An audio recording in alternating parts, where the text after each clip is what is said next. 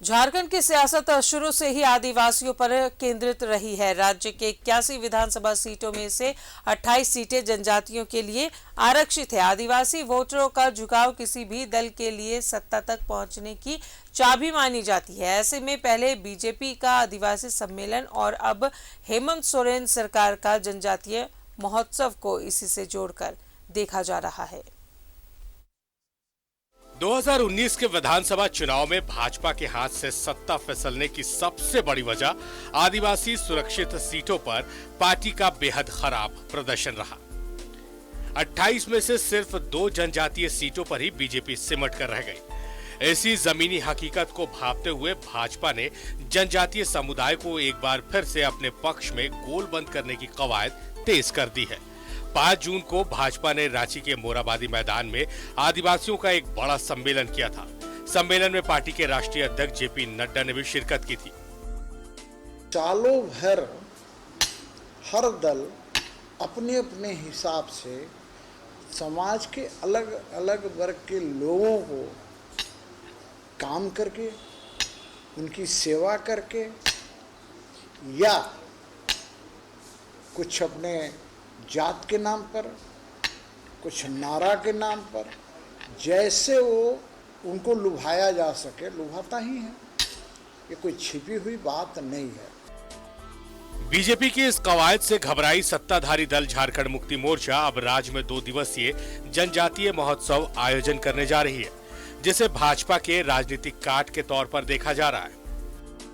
कि हमारा राज्य आदिवासी बहुल राज्य है, जनजातीय बहुल राज्य है और आज तक किसी का ध्यान इस ओर गया नहीं। सिर्फ एक वोट बैंक समझकर लोगों ने इस्तेमाल किया है और जिस तरह की राजनीति हो रही है आज देश के परिप्रेक्ष्य में, तो जनजातीय समुदाय का एक तरह से विनाश करने का, पूरी तरह से उनके अस्तित्व को समाप्त करने का एक साजिश रचा जा रहा है।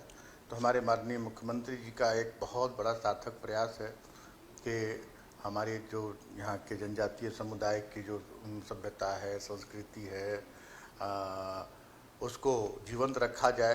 देखिए, ये बताने की ज़रूरत नहीं, ये हमारे पहचान के साथ ही जुड़ा हुआ। चूँकि 2 वर्षों तक लगातार कोरोना काल रहा, तो उस कोरोना काल को देखते हुए हम लोगों को मन महसूस कर इतनी बड़ी एक पहचान का जो दिवस आदिवासी दिवस 8 अगस्त को, तो उसको हम लोगों ने बहुत तकलीफ लेकर सहा कि हम उसको सेलिब्रेट नहीं कर पाए। इस बार वक्त मिला, मौका अच्छा है और पूरा इस राज्य का क्रिएशन ही जो है वो 5वीं अनुसूची के तहत हुआ और 5वीं अनुसूची ही जनजातियों को इस भारत के देश में संवैधानिक सुरक्षा कवच प्रदान करता है। इसलिए हेमंत सोरेन के नेतृत्व वाली गठबंधन सरकार की प्रमुख सहयोगी दल कांग्रेस इस बात को प्रचारित करने में लगी है कि भाजपा का आदिवासी प्रेम सिर्फ दिखावा है। एक आदिवासी मुख्यमंत्री को सत्ता से बेदखल करने के लिए भाजपा षड्यंत्र रच रही है। हमें यह लगता है कि हम आदिवासी और आदिवासियत को वोट बैंक के रूप में इस्तेमाल नहीं करना चाहते और ना ही हम कर रहे हैं।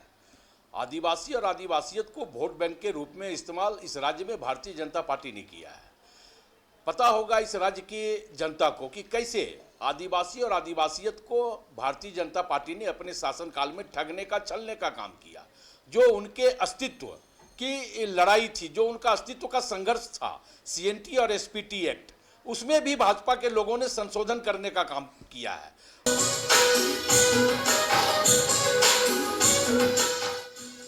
राजगठन के बाद पहली बार जनजातीय महोत्सव का आयोजन होने जा रहा है।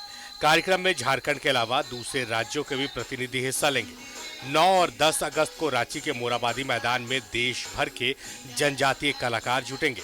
कैमरामैन उमेश के साथ रांची से न्यूज़ 11 भारत के लिए राकेश कुमार की रिपोर्ट। सीधा जुड़ेंगे, सहयोगी अंजनी हमारे साथ मौजूद है। अंजनी, जनजातीय महोत्सव का आयोजन जेएमएम की तरफ से किया जा रहा है, क्या कुछ तैयारी है इसे लेकर?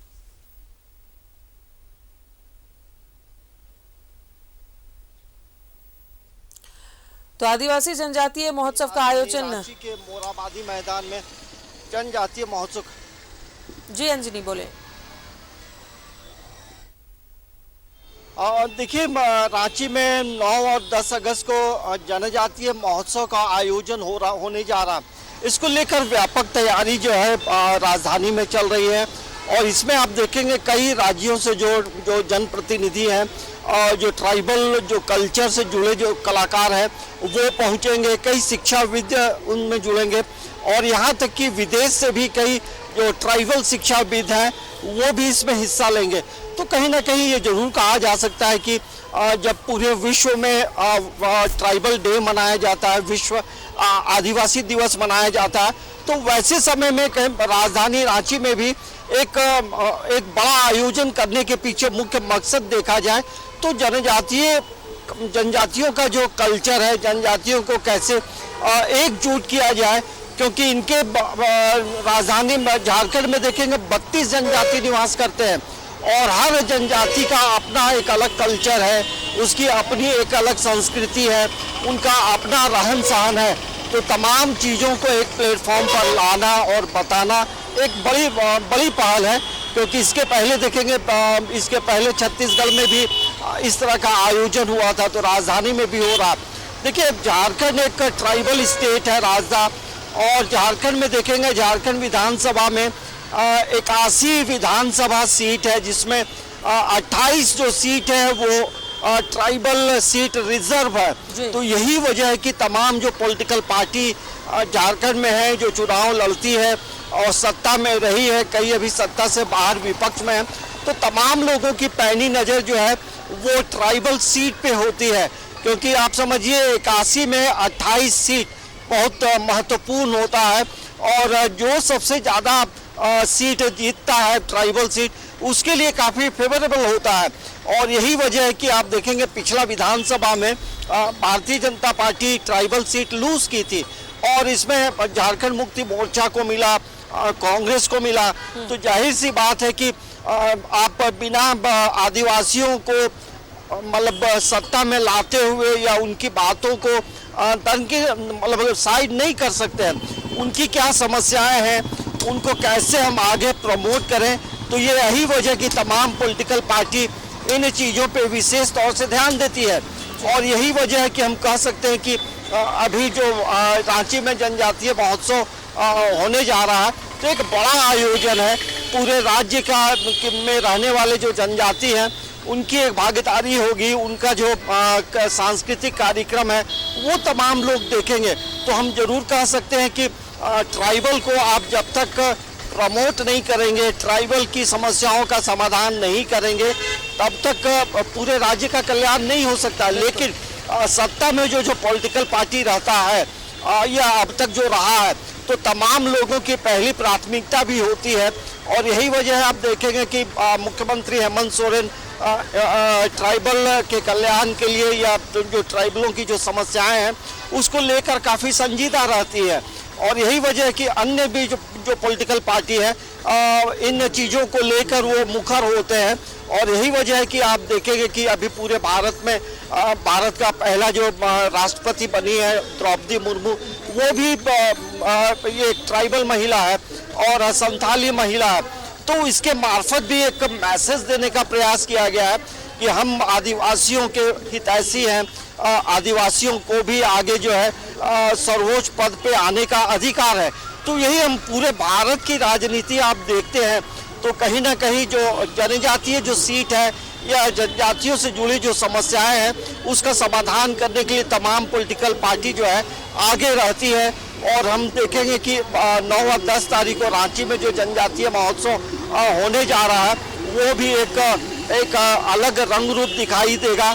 तो उसके लिए तमाम लोग तैयार हैं और रांची के लिए भी बेहद खास मौका होगा कि ऐसी चीज़ों में को देखने का मौका मिलेगा।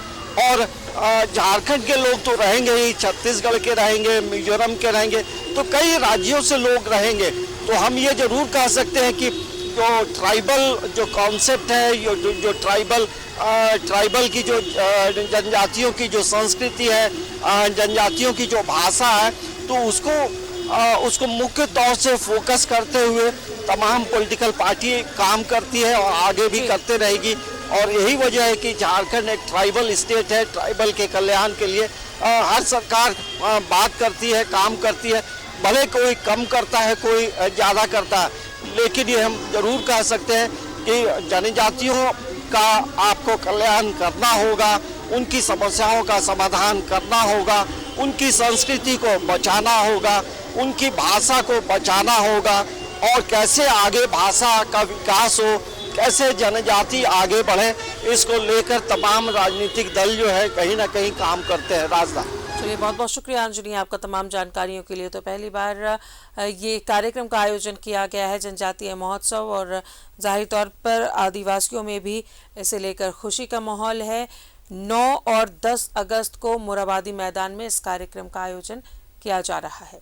इसी के साथ ही रुक रहे हैं एक छोटे से ब्रेक के लिए।